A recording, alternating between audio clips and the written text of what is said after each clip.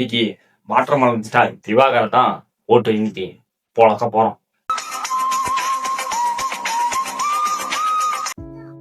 இதுவும்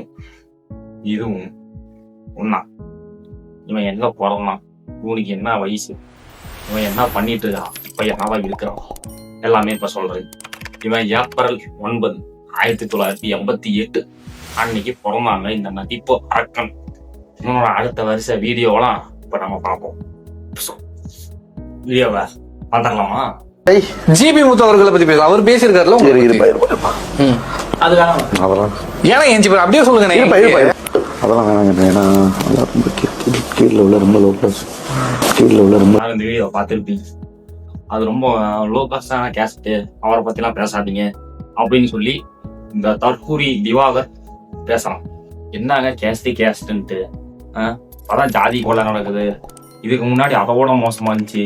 இப்பதான் technology development வந்தாலும் இந்த ஜாதி இதுன்ட்டு அதையும் ஒழிக்க மாட்டீங்க. இந்த திவாகர்ன்னு போட்டு சினிமாவையும் கெடுக்க போறீங்க. இதுக்கு மேல என்ன இருக்குது? அவன் அடுத்த வீடியோ பாருங்க, இதோட மோசம்.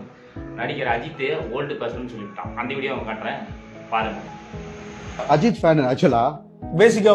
ஆமா ஆமா, மதுரை ஃபுல்லாவே மேட்ச். எல்லா ரீலும் பண்ணீங்க, அஜித் ரீல் ஏன் பண்ணல சார்? அஜித் இது ஓல்டு ஃபேஷன் ஆயிடுச்சு. அப்படிங்களா? இது ஒண்ணு. அடுத்த வீடியோ காட்டுறேன், அதையும் பாருங்க. நீங்க சோசியல் மீடியால பயங்கரமா தமனா வித் வாட்டர்மெலன் ஸ்டார், இப்படித்தான் நிறைய வதந்திகள் கிளம்பிடுது. தமனா மேடம் நம்மளோட நடிக்க ஆசைப்பட்டா கண்டிப்பா அவங்களோட இணைந்து நடிப்போமா? பாத்துட்டீங்களா? தமனா ஆசைப்பட்டாதான் இவர் கூட சேர்ந்து நடிப்பாராம். ஒரு சினிமாவுக்கு உண்டான ஒரு இமேஜையே ஆயில் பண்ணிட்டீங்க. இதுக்கு மேல என்ன இருக்குது?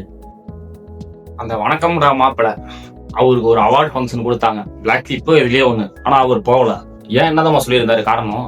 எத்தனையோ திறமையான மக்கள் இருக்கிற டைம்ல நான் என்ன பண்ணேன், வணக்கம்டா மாப்பிள்ள தேனியில இருந்து இதை சொல்லி ஃபேமஸ் ஆயிட்டேன்னு சொல்லி அவரு அவ்வளவு தற்பெருமையா அந்த அவார்டை விட்டு கொடுத்துட்டாரு. அந்த மாதிரி மனுஷனை கொண்டு வாங்கயா.